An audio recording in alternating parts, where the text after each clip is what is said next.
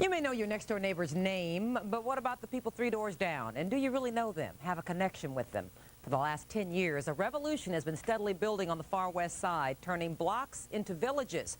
Now they had some particular issues there. It's not the richest part of the city, but their example might work any place. Even if you think your neighborhood is just fine, it could be better. Niecy, Lorraine, Kim, Maya, AJ, Stephanie, Leroy, Tina, and Sean. They know their neighbors' names, what they do, when they're home or on vacation, sick or celebrating. Back in the mid-90s, this block in the Austin neighborhood was one of the first to become a village. We were inspired by this African proverb. So we asked the question, well, if it takes a whole village to raise a child, what does it take to build a village?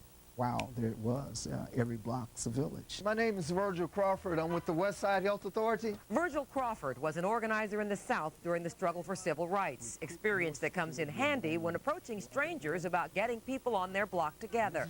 The founder of the West Side Health Authority hired Crawford to make every block a village, or EBV. Jackie Reed is an expert social worker. I grew up in Mississippi, and in Mississippi, when people didn't have very much money, we had very strong communities. We had very strong neighbors. What do we want? Peace! When do we want it? Now! As we've seen too many times in recent months, neighbors do get together in the wake of tragedies. Crawford prefers to rally around the positives. Let's not talk to people about crime or drugs. Let's find out what it is in people's heart and minds to want to do in their neighborhood. You know, the lady who did this quilt here was isolated 17 years in her house, Miss Perkins, because she was afraid.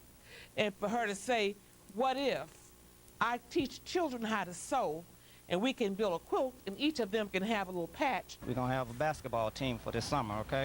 The village takes raising its children as job one, with the belief that they have all the talent right here, just waiting to be recruited. For Mr. Crawford, he came knocking on our door and said, we're doing this thing with every block of the village, and would you want to get involved? I said, wow, this is the answer to prayer.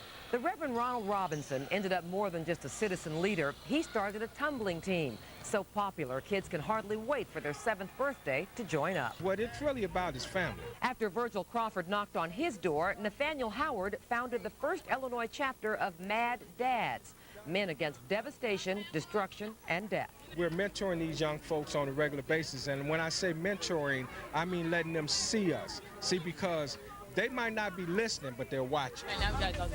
The adult leaders are passing the activist spirit on to teenagers in the neighborhood who are working a petition to build a new high school in Austin.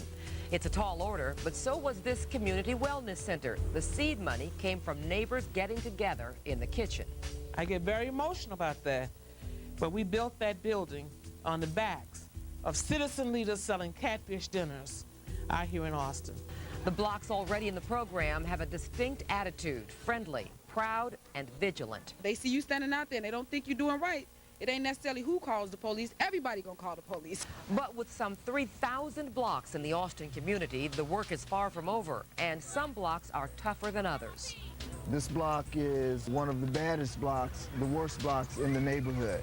We're not afraid of our children, and we go out there and we love them to death. In over 10 years, just over 100 blocks are part of the Austin Village Initiative. That's only about 3% of the whole neighborhood. Yet, when every block of village started in 1995, there were 43 murders in Austin. In 2005, there were 18. Wow. So it seems like they're doing something right. You can't put a price on that. What? But how much does this cost? Well, it doesn't cost us anything. There's no taxpayer money. The West Side Health Authority does have a budget, but these citizens do fundraising themselves. They assign roles. They do, they come up with their own projects. Like the catfish dinners? Exactly. Yeah. And they built a $4 million wellness center based on that seed money. So it's a kind of a do-it-yourself to realize that professional services won't solve all your problems, and you can't solve them all quickly, one block at a time. Know your neighbor. So, and I think people should replicate this, not just in neighborhoods that have big needs, but that it can work in any neighborhood. So I'm sure the richest neighbors 2 doors down, you don't know who they are.